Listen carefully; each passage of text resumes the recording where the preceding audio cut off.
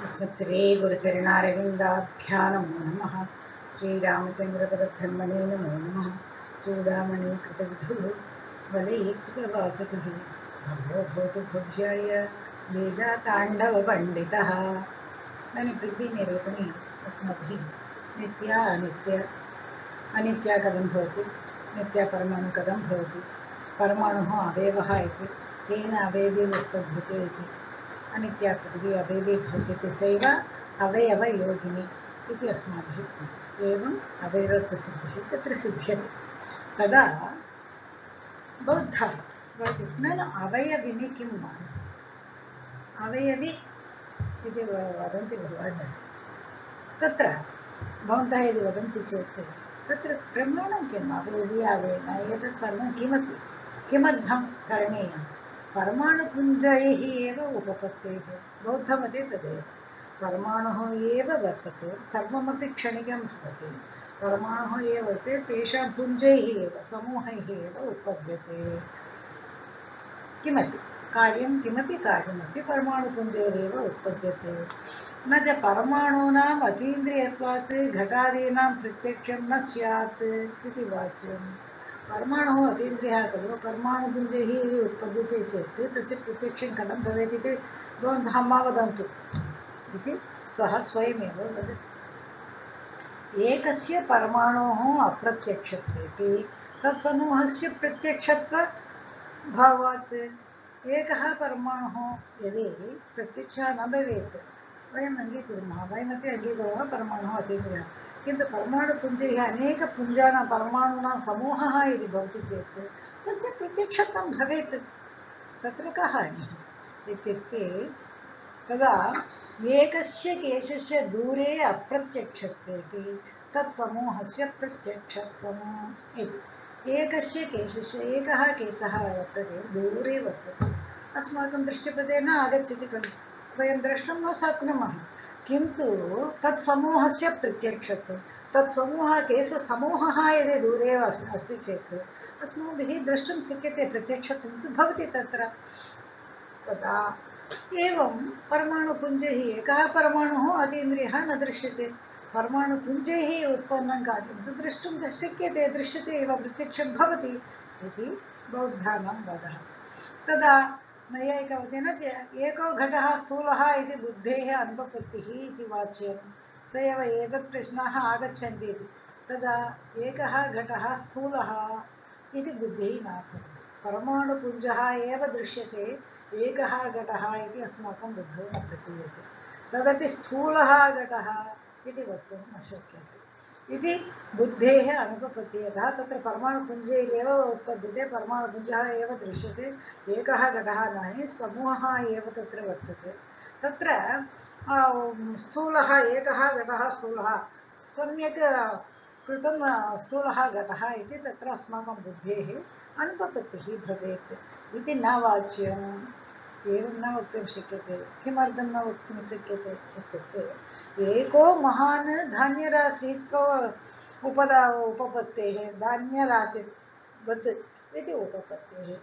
एको महान्, एकः धान्यः तत्तु अतिसूक्ष्मः, न परमाणुः सूक्ष्मं भवति, दूरे न दृश्यते, किन्तु धान्यानां राशिः भवति चेत् तत्र वयं किं वदामः, धान्यराशिः इति।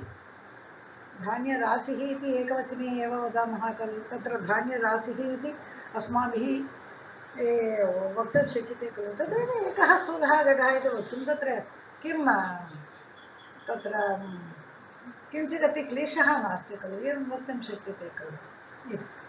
तदा मा एव एतत् सर्वं तु मध्ये कोऽपि आगत्य पृच्छति एव। तदा नैयायिकः इदानीं ननु अवयविनि किं मानम् इति बौद्धेन पृष्टं खलु, एतत् सर्वमपि बौद्धस्य अन्यस्यापि वार्तालापः तत्र प्रचलति। मैवं परमाणोः अतीन्द्रियत्वेन तत्समूहस्यापि प्रत्यक्षत्व अयोगात्। तदा नैयायिकः वदति परमाणोः अतीन्द्रियत्वम् अङ्गीकृतं खलु, अतीन्द्रियाणि न दृश्यानि न प्रत्यक्षानि, न कस्यापि प्रत्यक्षानि भवन्ति अतीन्द्रियाणि। तदा तु परमाणोः अतीन्द्रियत्वं वर्तते चेत् एकः परमाणुः भवतु, 10 परमाणवः भवन्तु, लक्षसङ्ख्याकः परमाणुः किमपि भवतु, किन्तु परमाणुः न दृश्यते अतीन्द्रियत्वात्। अतः तत् समूहं यद्यपि परमाणुपुञ्जैः कृतमपि भवेत्, सर्वमपि परमाणुरेव तत्र वर्तते खलु। तत्र प्रत्यक्षमेव न स्यात्, प्रत्यक्ष अयोगात् तत्र प्रत्यक्षं न भवति खलु। इदानीं वयम् उक्तवन्तः खलु, एकः केशः न दृश्यते, एकः धान्यः न दृश्यते, तद् द्रास्यते, तत् समूहस्तु दृश्यते इति उक्तमेव खलु अस्माभिः। इति बोधानः। तदा वदति नैयायिकः, दूरस्थकेशः तु न अतीन्द्रियः। परमाणुः अतीन्द्रियः, अतीन्द्रियाणि न प्रत्यक्षानि भवन्ति इति अस्माकं मतं खलु। किन्तु केशः न प्रत्यक्षम् इति वर्तते वा? केशः अतीन्द्रियं वा? न अतीन्द्रियम्। केशः यदि सन्निधाने दूरेण प्रत्यक्षं भवति एकः केशः, किन्तु एकः केशोऽपि सन्निधाने भवति चेत् प्रत्यक्षं भवति वा न वा इति। सन्निधाने तस्य प्रत्यक्षत्वात्, समीपे तत् प्रत्यक्षं भवत्येव। अतः परमाणुपुञ्जैः इति वयं न स्वीकुर्मः इति नैयायिकानां वादः। न च तदानीं दृश्यपरमाणुपुञ्जस्य उत्पन्नत्वात् न प्रत्यक्षत्वेपि विरोधः इति वाच्यं बोधः भवति। तदानीं दृश्यपरमाणुपुञ्ज अदृश्यपरमाणुपुञ्जेभ्यः दृश्यपरमाणुपुञ्जः तत्र उत्पन्नः इति वक्तुं शक्यते खलु। परमाणुः अदृश्यं भवतु, अदृश्यपरमाणुभ्यः दृश्यपरमाणुपुञ्जस्य उत्पत्तिः स्यात्, एवं वदामः। यतः परमाणुना एव खलु परमाणुभिरेव खलु सृष्टिः एव जाता भवति। एवं वक्तुं शक्नुमः। अदृश्यपरमाणुः दृश्यपरमाणुः उत्पद्यते इति वक्तुं शक्नुमः खलु। तदा दृश्यपरमाणुः यदा उत्पद्यते तत्र प्रत्यक्षः न भवति इति विरोधः किञ्चिदपि नास्ति खलु। दृश्यपरमाणुः वर्तते खलु तत्र इत्युक्ते न वाच्यं। यतः अदृश्यस्य दृश्य अनुपादनत्वात् नैयायिकः अदृश्यस्य दृश्यम् उत्पादयितुं शक्तिः नास्ति। अदृश्यम् अदृश्यमेव उत्पादयति, अदृश्येन दृश्यः कदापि नोत्पद्यते इति उक्तम्। अन्यथा यदि उत्पन्नः इति चिन्तयामः चेदपि अन्यथा एवं भवति चेत् चक्षुरूष्मादिसन्ततेः कदाचित् दृश्यत्वप्रसङ्गः। यदि अस्माकं चक्षुरिन्द्रियः अस्ति तद् द्रष्टुं न शक्यते खलु। तेजोरूपमिति वयमपि वदामः, किन्तु चक्षुरिन्द्रियम् इन्द्रियम् अतीन्द्रियं न द्रष्टुं शक्यते। अतः चक्षुषा तेजस्सन्ततिः तत्र वर्तते खलु, प्रत्यक्षार्थं भवति। तदेव ऊष्मा वर्तते, तस्यापि ऊष्मा सन्ततिः वर्तते तत्र। तेषामपि कदाचित् दृश्यत्वप्रसङ्गः स्यात्। यदि दृश्यात् अदृश्यात् दृश्यम् उत्पद्यते चेत् चक्षुरिन्द्रियस्यापि प्रत्यक्षः भवेत् कदापि, तदेव ऊष्मणः अपि प्रत्यक्षः भवेत् कदापि। अतः एवं न भवितुम् अर्हति, एवं न भवति। अतः वयम् अदृश्यात् दृश्यम् उत्पन्नम् इति वयं न अङ्गीकुर्मः इति नैयायिकानां वादः। तदावति न च अतितप्ततैलादौ कथम् अदृश्यदहनसन्ततेः दृश्यदहनोत्पत्तिः इति वाच्यं। तदा अदृश्य यदि अधिश्रेण्या कपाले तैलः तप्ततैलः वर्तते, तत्र वर्तते तेजः वर्तते, किन्तु दृश्यते एव अस्माभिः न दृश्यते। वयम् अनुमानमेव कुर्मः तत्र वर्तते, किन्तु यदा किञ्चित् तस्मिन् जलं वा क्षिपति या किञ्चित् भवति तत्र तैलात् अग्निः उत्पद्यते कदाचित्, तत्तु भवत्येव। अतः पाकशाले एतत् सर्वाणि भवन्त्येव। तदा भवति खलु अदृश्य तत्र तैलौ अदृश्यदहनमेव वर्तते। अदृश्यदहनात् दहनः उत्पद्यते, प्रत्यक्षदहनः उत्पद्यते खलु इति न वाच्यं। तत्र तदन्तःपादिभिः दृश्यदहनावयवैः स्थूलदहनोत्पत्तेः उपगमात्। तदा वदति नैयायिकः त्रस्रेणुः दृश्यते इति खलु, महत्त्वं वर्तते इति। तावत् तस्य परिमाणं किम् उक्तं? सूर्यजालमरीचिस्तं यदन्तः सूक्ष्मकणः वर्तते तावत्पर्यन्तम्। अतः त्रस्रेणोः सर्वमपि प्रत्यक्षमेव भवेत् इति नियमः नास्ति। कदाचित् प्रत्यक्षः भवेत्, कदाचित् नापि भवेत्।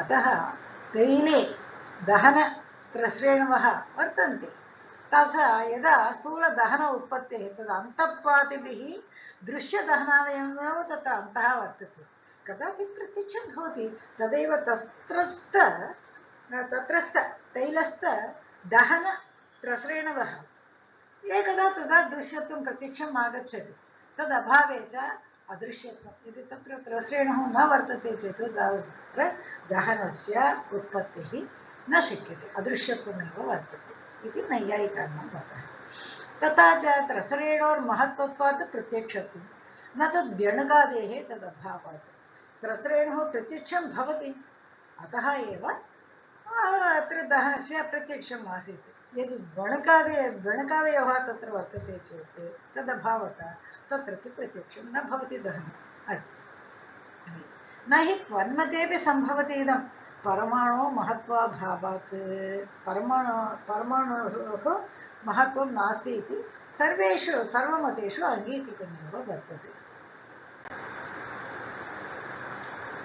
तेषां च अवयवधारायाः अनन्तत्वे मेरुसर्षपयोरपि साम्यक् प्रसङ्गः यदि अवयवधारा वर्तते चेत् यद अवयवधारायाः यदि परमाणवः वर्तन्ते तत्र मेरुसर्षपयोपि साम्यक् प्रसङ्गः अतः क्वचित् विश्रामः वाच्यः यत्र विश्रामः तस्य अनित्यत्वे असमवेत कार्योत्पत्तिप्रसङ्गात् तस्य नित्यत्वम् इति यदा क्वचित् विश्रामः परमाणुः अस्ति क्वचित् परमाणुः इति विश्रामः अस्माभिः वाच्यः भवति यतः यदि नास्ति चेत् परमाणुः घटः अस्ति या पटः अस्ति किमपि स्वीकरोतु तस्य अवयवः तस्य अवयवः तस्य अवयवः तस्य अवयवः परमाणुः अवयवः अवयवः अवयवः इति यदि गच्छामः चेत् तदा किं भवति मेरोः सर्षपस्य च साम्यप्रसङ्गं भवति यतः परमाणोः अन्तः नास्ति चेत्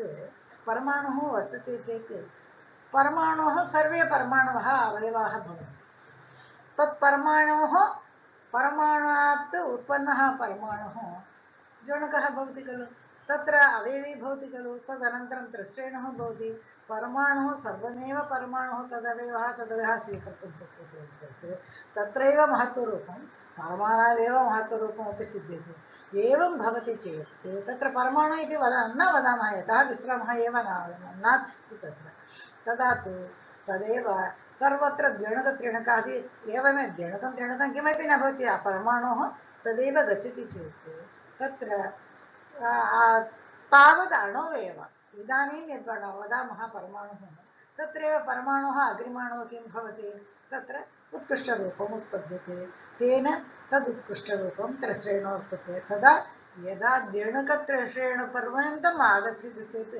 सर्वमपि बृहद्रूपमेव भवति तदा मेरोः सर्षपस्य च साम्यप्रसङ्गः स्यात् अवयवना यदा तत्र भेदः न भवति सर्वत्र साम्यमेव वर्तते वस्तूनां भेदः तारतम्यम् एतत् सर्वमपि तत्र किञ्चिदपि अस्माभिः वक्तुं न शक्यते अल्पतरम् इति वा महत्तरम् इति वा महत्तमम् इति वा किञ्चित् वक्तुं न शक्यते अतः क्वचित् विश्रामः वाच्यः क्वचित् विश्रामः नैयायिकैः कुत्र वाचितं भवति यत्र विश्रामः परमाणुः इति वयं वदामः परमाणुः अणोः परमस्वरूपः परम अपकृष्टस्वरूपः इति वदामः तस्य अनित्यत्वे यदि परमाणुः अनित्यः इति वदामः तत्र असमवेत भावकार्य उत्पत्तिप्रसङ्गत्वात् यदि परमाणुः नित्यः स्यात् इति वयं वदामः अतः एव परमाणुः नित्यः इति वदामः चेतेव तदर्थं नित्यपरमाणु अवयवेन तत्र अनित्यप्रतिज्ञा अनित्येषु तत्र उत्पत्तिः स्यात् एवमेव खलु यदि परमाणुः नित्यः न वदामः अनित्यः वदामः किं भवति एकवारं यदि सृष्टेः पदार्थं किमपि पदार्थं तत्र सृष्टं चेत् अनित्यं खलु तदनन्तरं पुनः सृष्ट्यर्थं तत्र किञ्चिदपि न वर्तते किञ्चिदपि न भवति तत्र अतः परमाणुः अनित्यः न स्यात् यदा परमाणुः अनित्यः स्यात् तत्र असमवेत इति समवायिकारणेन कार्य उत्पत्तिः न भवति अतः पुनः सृष्टिः न सम्भवति अतः यत्र विश्रामः वाचितम् अस्माभिः तत्परमाणुः तस्य नित्यत्वेन सिद्ध्यति। नित्यत्वमेव वदामः तस्य परमाणोः वयम्। महत्परिमाणतारतम्यस्य गगनादौ विश्रान्तत्वम् इव अणुपरिमाणतारतम्यस्यापि क्वचित् विश्रान्तत्वम् अस्ति इति तस्य परमाणुत्वसिद्धिः। महत्परिमाणत्वस्य वयं किं वदामः, गगनपर्यन्तं गच्छामः, गगनादौ विश्रान्तः। महत्परिमाणं किम् इत्युक्ते आकाशः इति वदामः। तावत् तदा अणुपरिमाणस्यापि कस्यापि सीमा भवेत् खलु। तदेव परिमाणः, यत्र अणुपरिमाणस्य सीमा वर्तते तदेव वयं परमाणुः इति वदामः, विश्रामः तत्र वाच्यः भवति। तेन परमाणुत्वसिद्धिः तत्र भवति इति वदामः। न च त्रसरेणावेव विश्रामः अस्तु इति वाच्यते। किमर्थं परमाणुपर्यन्तं गच्छन्ति भवन्तः? यद् दृश्यते सूक्ष्मतमं रजः इति प्रत्यक्षयोग्यं भवति, त्रसरेणेव तत्रैव विश्रामः वाच्यः भवति खलु। इत्युक्ते त्रसरेणुः सावयवः चाक्षुषद्रव्यत्वात् घटवत् इत्यनुमानेन तदवयवसिद्धौ त्रसरेणोः अवयवाः सावयवाः महदारम्भकत्वात् कपालवत् इत्यनुमानेन तदवयवसिद्धेः। यदा त्रसरेणुः एव परमाणुः इति वदामः, त्रसरेणुः सावयवः अवयवयुक्तः इति खलु वयं वदामः। परमाणुः अवयवः, त्रसरेणुः सावयवः इत्युक्ते अवयवी इति वदामः खलु वयं। यदि सावयवः चाक्षुष किमर्थं तत्र वयं वदामः तावत् इत्युक्ते सावयवः इति चाक्षुषद्रव्यत्वात्, चक्षुषा प्रत्यक्षं भवति इति कारणात् वदामः। इति अनुमानेन तत्र सावयवः इति वदामः। इति तत्र अवयवसिद्धिः आसीत्। यदि त्रसरेणोः अवयवाः सावयवाः तदा महदारम्भकत्वात्, महदारम्भं तदा महत्त्वं वर्तते खलु त्रसरेण तदा वर्तते चेत् कपालवत् इति अनुमानेन तदवयवसिद्धिः, कपालवत् इति तत्र अवयवसिद्धिः तत्र सार्थे। न च इदम् अप्रयोजकं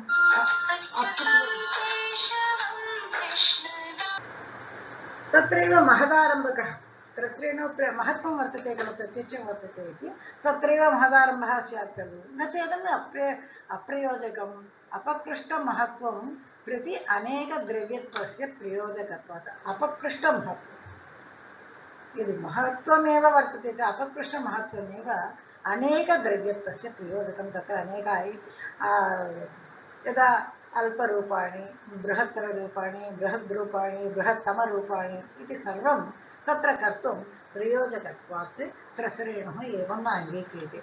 न च एवं क्रमेण तद् अवयवधारापि सिद्ध्येरिति वाच्यते। तद् अवयवधारापि इदानीं वदामः परमाणुः अस्ति अवयवः, तदनन्तरं द्विणुकः भवति सावयवः, तत्र त्रिसरेणुः भवति, तत्र महत्त्वं वर्तते, तदेव दृश्यते इति वदामः। तादृशम् अवयवधारापि तदा न सिद्ध्यति। यदा महत्त्वाद् आरभ्य एव महदारम्भकत्वमेव तत्र वर्तते चेत् अवयवधारापि न सिद्ध्येत् इति वाच्यं। यतः अनवस्थाभयेन तदसिद्धेः। एवं तद् अवयवधारा नास्ति इति नास्ति, अनवस्थाभयेन तत्र तदनन्तरं किं भवति इति अनवस्था, तत्र अनवस्थादोषः वर्तते। परमाणुः यदा परमाणुः तदव्यः त्रसरेणुः तदव्यः इति तत्र अनवस्थाभयेन तदसिद्धेः इति।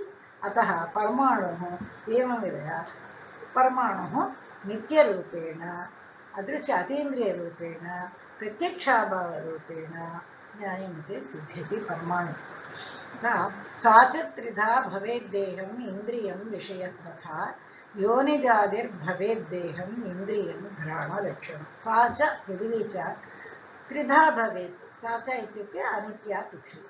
सा च त्रिधा भवेत्, त्रिविधं भवेत्। कथं?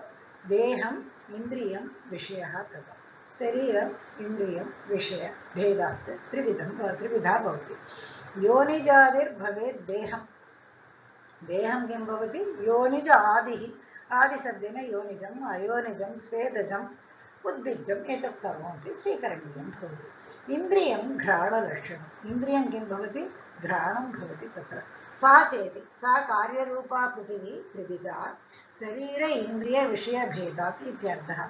तत्र देहम् उदाहरति योनिजादिः इति। योनिजादिः इत्युक्ते योनिजम् अयोनिजं च इत्यर्थः। योनिजादिः इत्युक्ते योनिजमपि भवति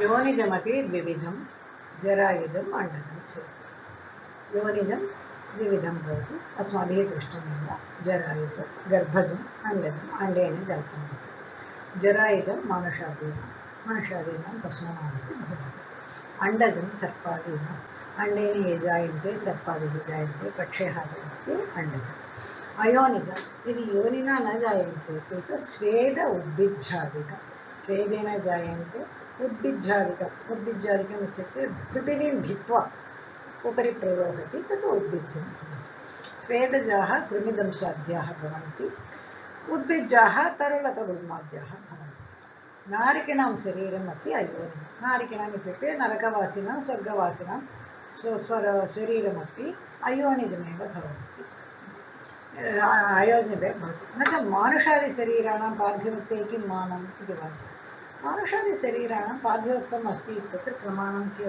किम् अस्ति इत्युक्ते गन्धादिमत्वस्यैव प्रमाणत्वात् तत्र गन्धः वर्तते गन्धादिमत्वं गन्धवत्वं पृथिव्याः लक्षणम् अतः घ्राणे गन्धवत्वं वर्तते खलु मनुष्यशरीरे घ्राणे न मनुष्यशरीरे घ्राणेपि वर्तते तदन्यत् शरीरे गन्धवत्वं वर्तते इति कारणात् शरीरं पार्थिवत्वं तदा भवति न च क्लेद ऊष्मादेः उपलम्भात् आप्यत्वादिकमपि स्यात् इति वाच्यं यदि क्लेदः भवति स्वेदः ऊष्मादेः चेत् यदा तपनः अतितीव्रं भवति चेत् स्वेदः भवन्ति खलु जलमेव खलु स्वेदः तदा जलीयं शरीरमिति किमर्थं नोच्यते इत्युक्ते तथा सति जलत्वपृथिवीत्वादिना सङ्करप्रसङ्गात् यदि जलीयशरीरं पृथिवीशरीरम् इति वदामः चेत् तत्र सङ्करप्रसङ्गं वर्तते तदा जातिः न सिद्ध्यते पृथिवीत्वे अतः एवं सङ्करप्रसङ्गः अस्ति इति कारणात् जलीयं शरीरं न वदामः न च तर्हि जलीयत्वमेवाधिकम् अस्तु भवतु जलीयशरीरमेव भवतु किमर्थं पार्थिवशरीरमिति वदन्ति न तु पार्थिवमत्वम् इति वाच्यम् एवं न वक्तव्यं यतः स्वेदादीनां विनाशेपि यदा स्वेदः नश्यति तदापि शरीरमिति प्रत्यभिज्ञा भवति खलु यदि आप्यायिकं चेत् स्वेदः नश्यति चेत् शरीरमेव न दृश्येत तत्र गन्धस्य उपलब्धिरेव न स्यात् किन्तु शरीरत्वेन प्रत्यभिज्ञा वर्तते वा न वा वर्तते तत्र गन्धः उपलब्धिः अस्ति गन्धस्य उपलब्धिः वर्तते वा न वा वर्तते अतः पृथिवीत्वसिद्धेः पार्थिवमिति वदामः तेन पार्थिवशरीरं जलादीनां निमित्तत्वमात्रं भवति शरीरे जलमपि वर्तते तेजः अपि वर्तते वायुः अपि वर्तते आकाशः अपि वर्तते स्पेस् अपि वर्तते खलु अतः नास्ति इति न किन्तु शरीरं सर्वमपि पार्थिवमेव भवति शरीरान्तः सर्वमपि भवति ते सर्वे अपि पञ्चभूतानि ते सर्वे अपि अवशिष्टभूताः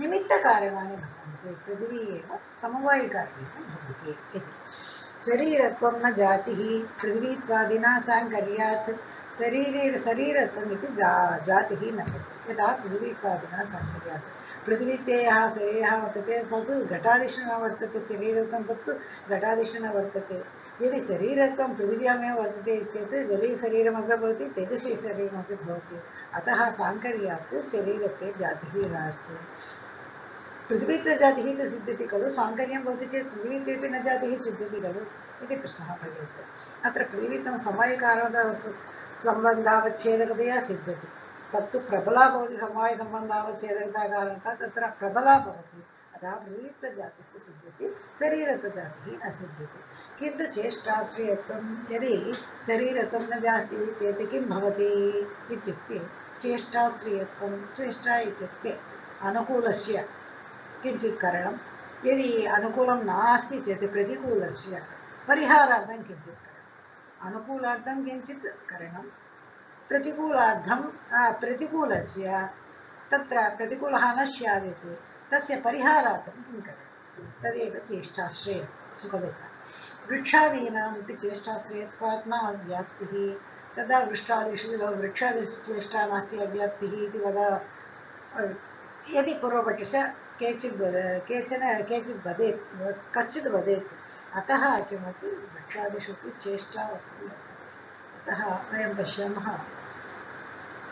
कतिचन पुष्पाणि वा कतिचन पत्राणि वा यदा सूर्योदयसमये सूर्यम् अभिमुखः भवन्ति अभिमुखेन वर्तन्ते तत्र यदि वृक्षः अस्ति चेत् पादेन नीरं पिबति खलु पादेन जलं पिबति इति खलु पादपः इति नाम आसीत्। अतः वृक्षादीनामपि चेष्टाश्रयत्वं वर्तते एव, अत्र अव्याप्तिः नास्ति एव। न च वृक्षादेः शरीरते किं मानं? भवतु वृक्षादेः शरीरम् इति वक्तुं, शरीरम् अस्ति इति वक्तुं कः प्रमाणः अस्ति भवतः समीपे इत्युक्ते आध्यात्मिकवायुसम्बन्धस्य प्रमाणत्वात्। आध्यात्मिकवायुः इत्युक्ते प्राणवायुः, तस्य सम्बन्धः वर्तते खलु, तदेव प्रमाणं।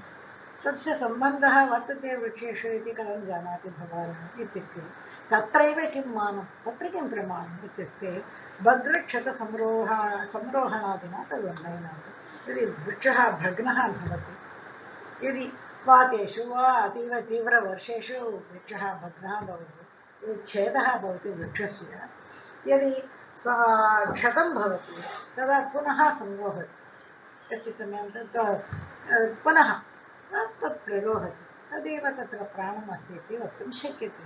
प्राणं नास्ति चेत् पुनः कथं वर्तते, तस्य अवयवः पुनः तस्य शाखः भवन्ति, अवयवी भवति, सर्वमपि वर्तते खलु। अतः शरीरम् अस्ति एव। यदि हस्तादौ शरीरव्यवहारः न भवति तदा अन्त्यावयवित्वेन विशेषणीयम्। यदि हस्तपादादौ चेष्टा न भवति चेत् इत्युक्ते अतः लक्षणं किं वदामः, अन्त्यावयवत्वेन विशेषणीयम्। अन्त्यावयवित्वे सति चेष्टाश्रयत्वं शरीरस्य लक्षणं, शरीरत्वम् इति वक्तुं शक्यते। यदा हस्तपादादिः अन्त्यावयवी न भवति, तेषामपि अवयवाः अस्ति। हस्तानां हस्तानां च हस्तयोः पादयोरपि अवयवाः सन्ति इति कारणात् अन्त्यावयवित्वा हस्तपादानां न भवति। तदा अन्त्यावयवित्वेन विशेषणीयम्। अन्त्यावयवित्वे सति